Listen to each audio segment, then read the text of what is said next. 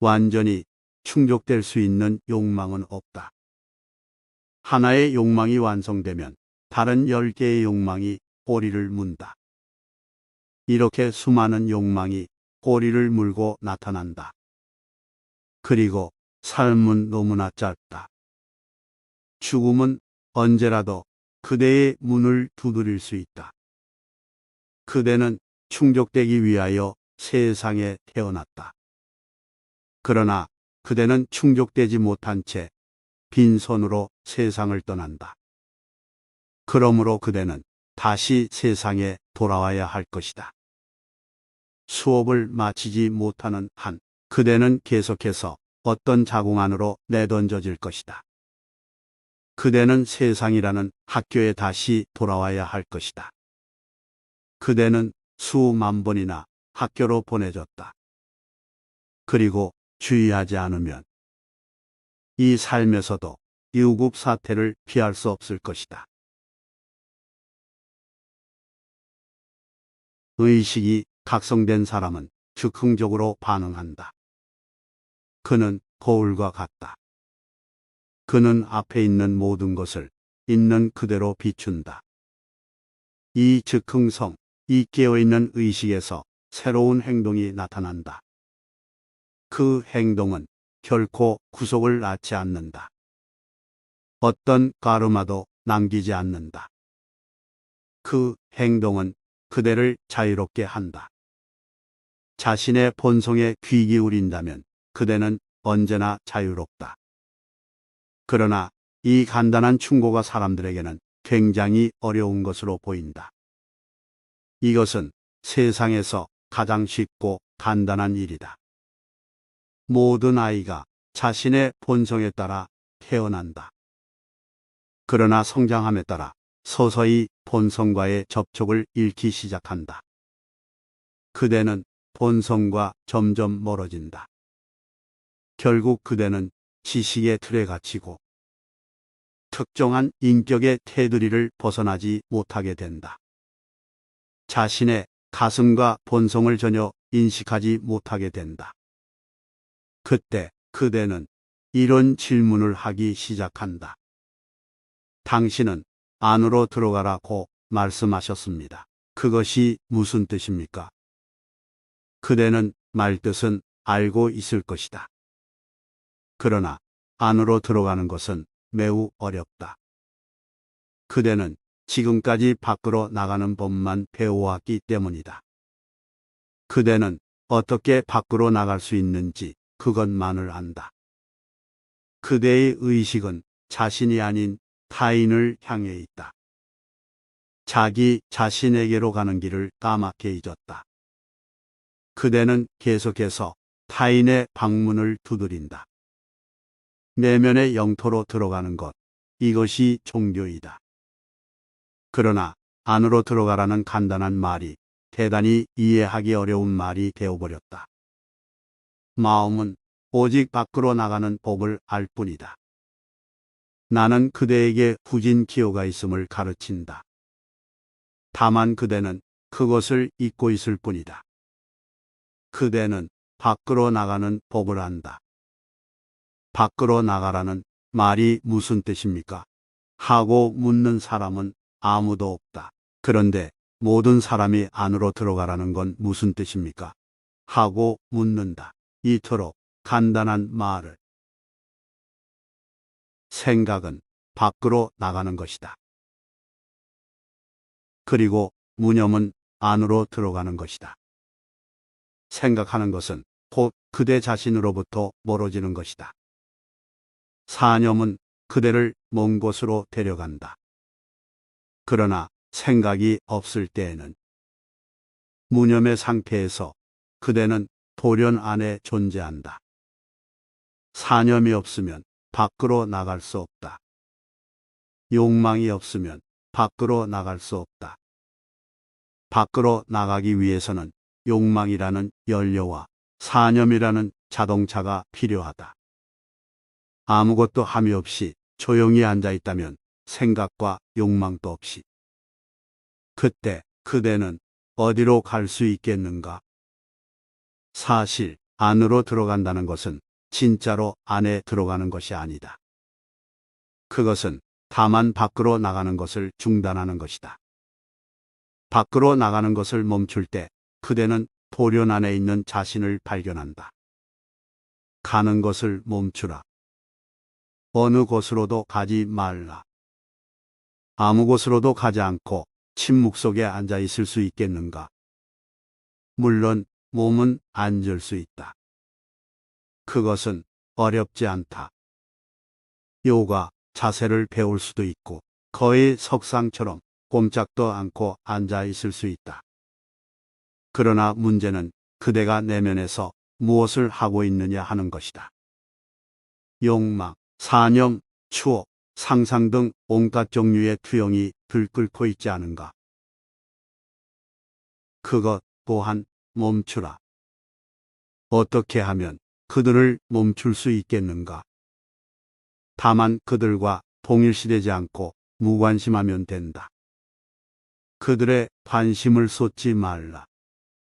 그들에게 중요성을 부여하지 말라. 아무 상관 말고 자기들끼리 놀게 놔두라. 그저 침묵 속에서 지켜보라. 주시하라.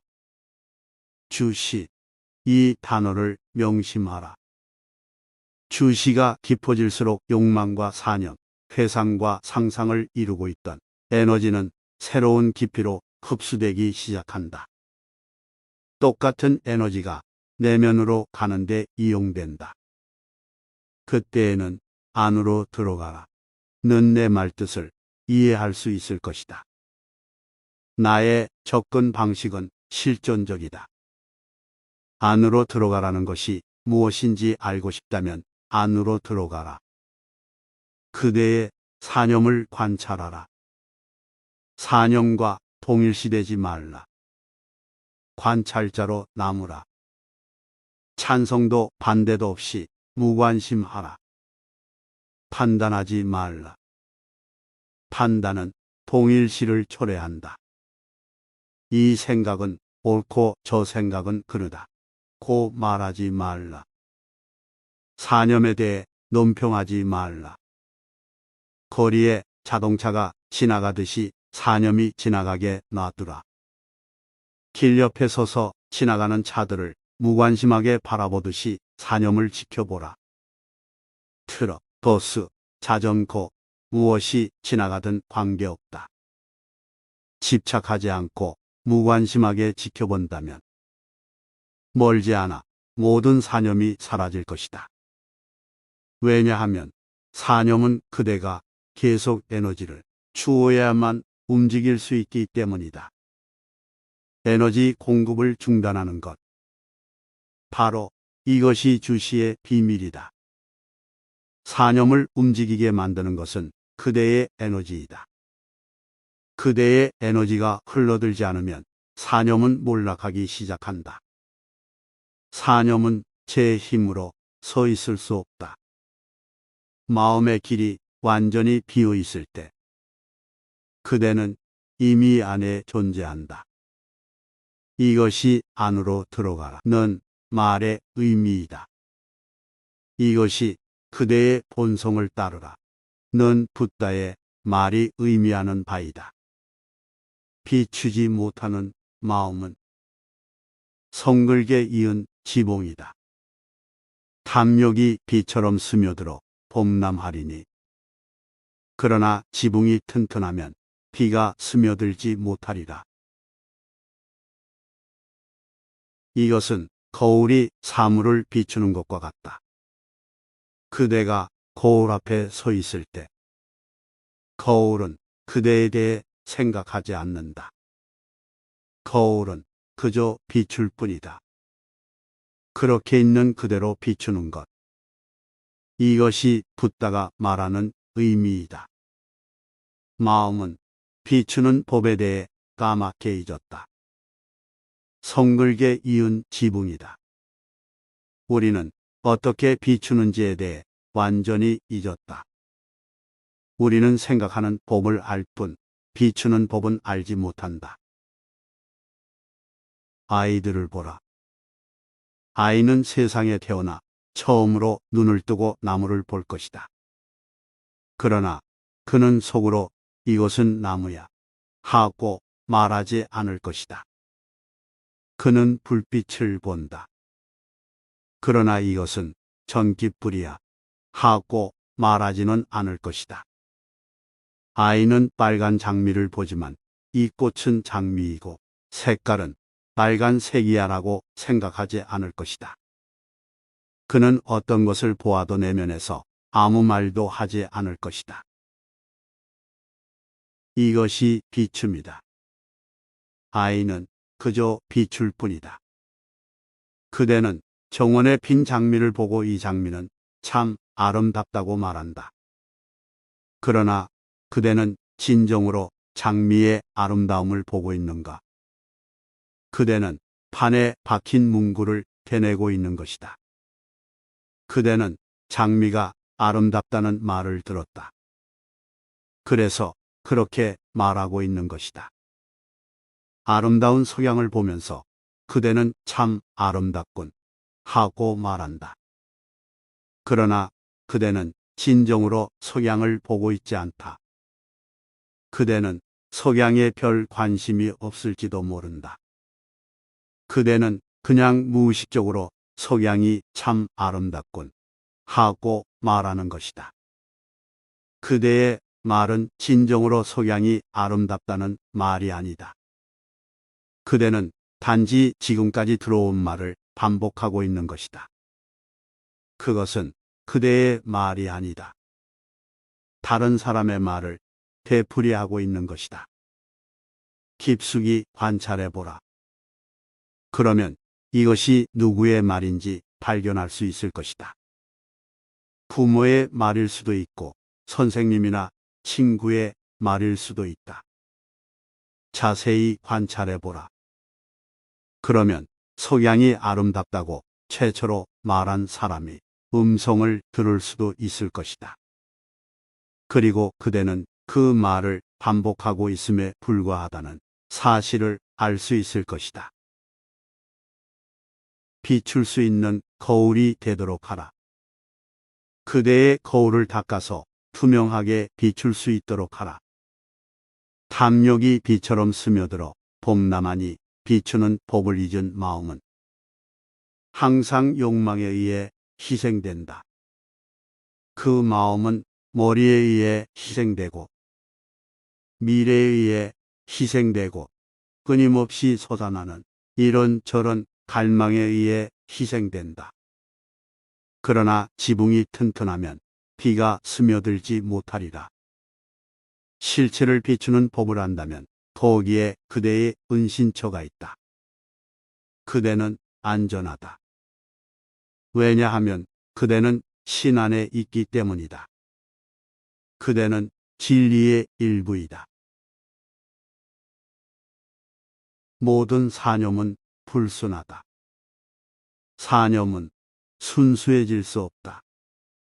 그러므로 나는 다시 상기시켜야겠다. 붓다가 말하는 불순한 생각은 곧 생각이다. 그가 불순한이라는 형용사를 사용하는 것은 생각을 강조하기 위해서이다. 그냥 생각이라고 말하면 그대가 제대로 이해하지 못할 수도 있기 때문이다. 그래서 그는 불순한 생각이라고 말한다. 하지만 그가 말하는 불순한 생각은 항상 생각을 의미한다. 오직 무념만이 순수하다. 그때엔 아무것도 개입되지 않고 그대 홀로이기 때문이다. 그러나 무념의 상태에서 그대는 완전히 혼자이다. 이 홀로있음은 순수하다. 그리고 이 홀로있음 안에서는 일어날 가치가 있는 일은 모두 일어난다. 얼마나 기쁜 일인가. 아무리 많은 경전을 읽어도, 아무리 많은 말을 해도 그것을 행동으로 옮기지 않는다면 무슨 소용이 있겠는가? 모든 것은 행동에 달려 있다. 훌륭한 생각을 품는 것만으로는 아무 소용도 없다. 아름다운 욕망을 품는다고 해서 달라지지 않는다. 명상에 대해 생각하는 것은 전혀 무의미하다. 명상은 생각의 문제가 아니라 행동의 문제이다. 오직 행동만이 도움이 된다. 그대는 직접 행해야 한다. 아무것도 행하지 않을 것이라면 시간을 낭비하지 말라. 그것은 매우 어리석은 짓이다.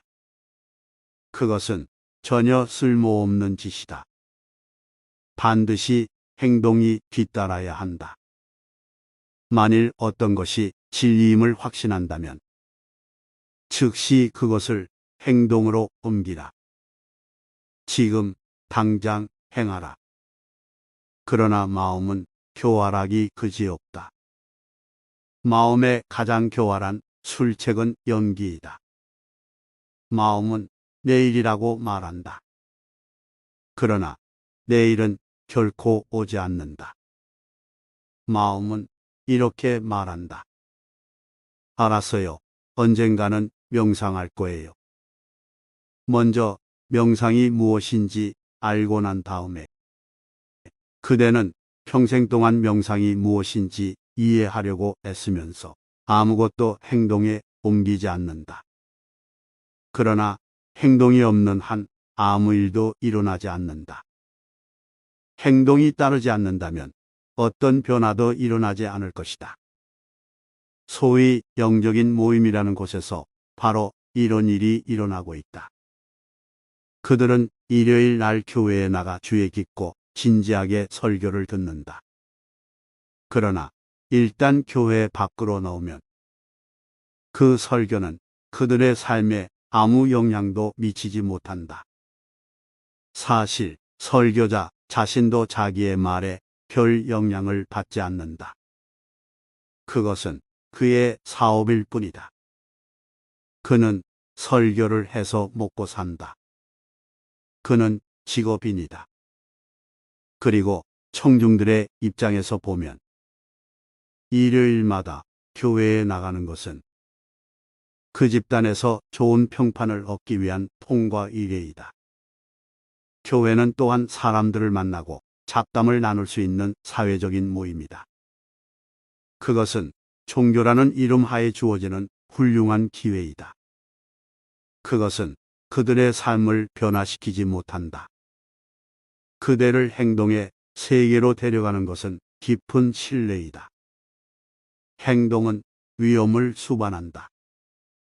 저쪽 해안에 대해 말하는 것은 쉽다. 그러나 저쪽 해안을 향해 헤엄치는 것은 대단히 위험한 일이다.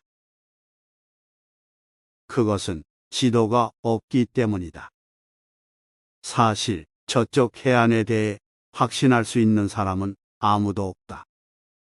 저쪽 해안이 존재하는지 안 하는지조차 모른다. 그러나 오직 행동만이 그대의 신뢰를 증명할 것이다. 오직 행동만이 그대를 변화시킬 수 있다. 그대는 남의 소를 세고 있는 목동인가? 진리의 길을 함께 걷지 않으려는가? 세상에는 계속해서 다른 사람의 소를 세고 있는 사람들이 많다. 이 사람은 15마리를 갖고 있고, 저 사람은 13마리를 갖고 있고, 그러나 정작 그들 자신은 단 한 마리도 갖고 있지 못하다. 다른 사람 소유의 소나 양의 숫자를 세는 것이 무슨 소용이란 말인가? 그것은 그대를 먹여 살리지도 못하며 양분을 주지도 못한다. 그것은 완전히 시간 낭비이다. 바로 이것이 종교라는 이름 아래 벌어지고 있는 일이다. 사람들은 대다의 의미를 해독하기 위해 평생을 소비한다. 성경의 의미를 파헤치기 위해 평생을 매달리는 사람들도 있다. 이것은 다른 사람이 가진 양의 숫자를 세는 것과 같다. 내면으로 들어가라. 다른 사람의 양을 세고 있지 말라. 안으로 들어가라. 경전을 읽는데 그치지 말라. 내면으로 들어가라. 다른 사람의 말을 듣는데 만족하지 말라. 그 길에 참여하라. 그의 말을 듣는데 그치지 말라. 그대의 길을 가라. 진리의 길에 동참하라. 그의 손가락을 숭배하지 말라. 달을 보라. 이 말은 그대의 본성에 따라 행동하라는 뜻이다. 탐욕, 미움, 어리석음의 길을 포기하라. 진리를 알고 평화를 찾으라. 그러면 평화가 그림자처럼 진리의 뒤를 따를 것이다. 진리의 길을 함께 걸어라. 주시하라. 명상하라.